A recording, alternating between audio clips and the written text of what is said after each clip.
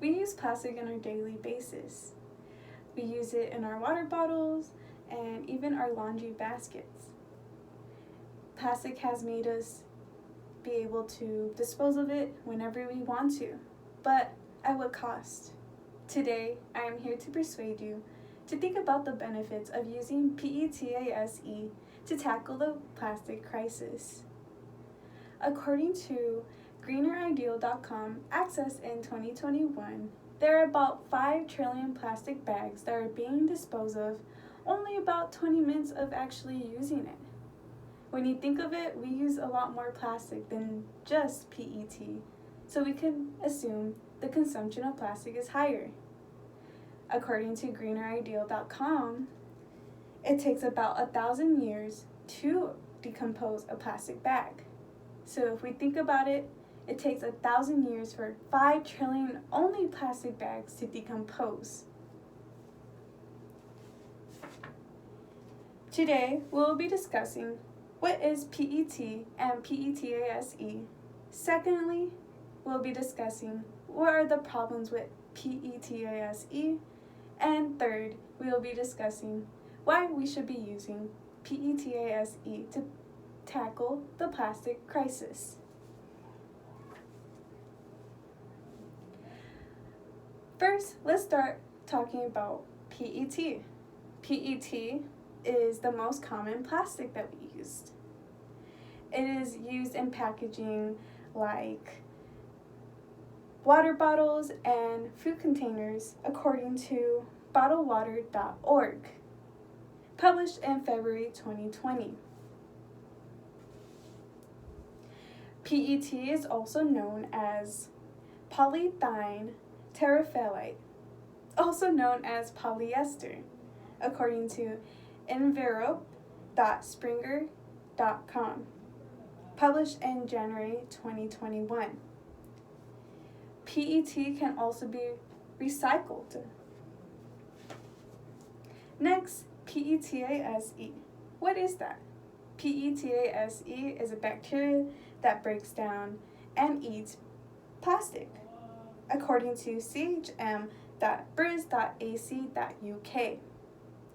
From Molecule of the Month, published at Rugby School, UK on December 2020. PEG hydrolase, known as a PETASE, is recently discovered enzyme that has been found to eat plastic. It is also found in mushrooms. The way PETASE works, it is secreted first on the plastic. It then causes PET plastic to bind to the PETASE sites, according to chm.briz.ac.uk, published in 2020. This reaction allows the fungus to basically eat away the plastic. Now that we have talked about what is PET and PETASE, let's take a look at what are the problems with PETASE.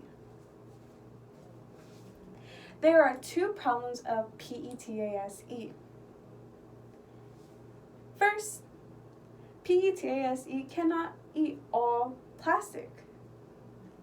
The bacteria Endonella saccharinaceus is only able to eat specific kind of plastic called PET,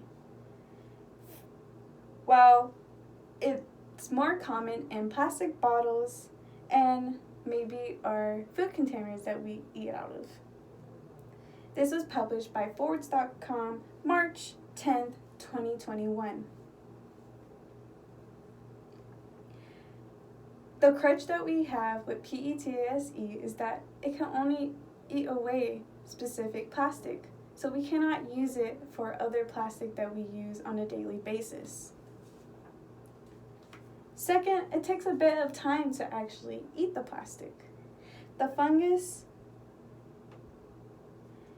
is only able to eat certain plastic, according to openaccessgovernment.org, published October 2020. Bacteria is not yet fast enough to make process commercially viable to handle tons of discarded PET water bottles. The fungus is known to eat particular plastics such as PET. We have tons of plastic that we use on a daily basis, and it will not be able to keep up with this. Finally, let's talk about why we should use PETASE. There are two main reasons why we should use it. First, it actually eliminates the time PET takes to decompose. It shortens the time, and it is more viable than just letting the PET sit around and decompose for about 1,000 years, at least for plastic bags. Secondly, it is unlikely that the PETASE would actually just die off with not only eating plastic. The fungus can actually eat different viable sources that is given to it. So we shouldn't have a problem with it dying off from not having plastic to eat anymore.